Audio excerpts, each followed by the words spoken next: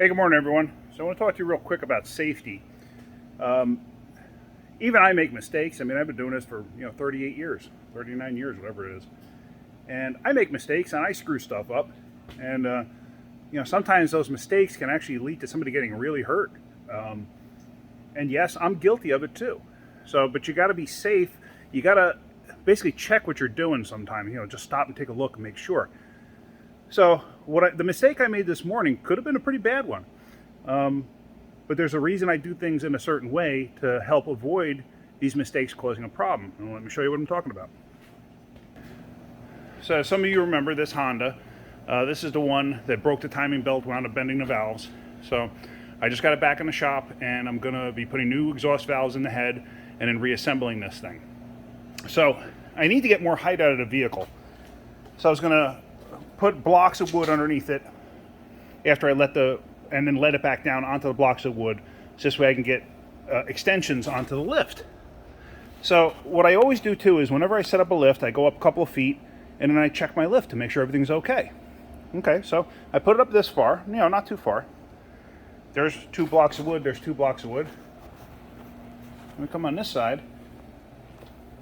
There's 2 blocks of wood, and of course as I get closer to the blocks of wood, I'm going to center them underneath the wheel. Now the parking brake is set, so it's not going to roll off the blocks of wood. I'm not worried about that.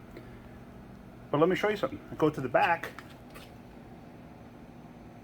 Yeah, I walked around the back and I realized I never even put that arm out. How did I miss that? I did. And that's the reason you do certain things in a certain order. And I do them like that every single time, just because you never know. Basically, I'll put the car up a couple feet, maybe 2 feet, and I'll go and I'll recheck where did the lift actually wind up on the frame. Because sometimes stuff moves. Sometimes it doesn't go exactly where you think it is.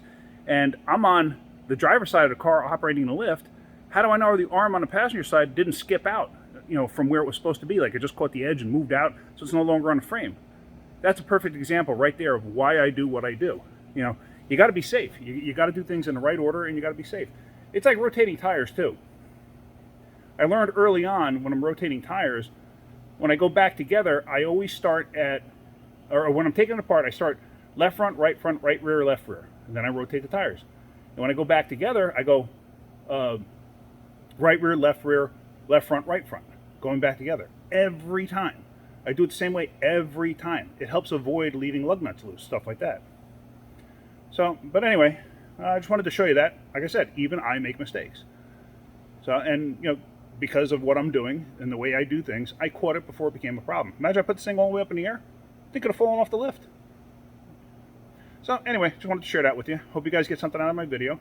Hope you have a great day. If you could, please hit the like button. If you could, please subscribe. If you want to join our Facebook group, Backyard Mechanics, go right ahead. And that's about it for now. Have a great day and keep wrenching.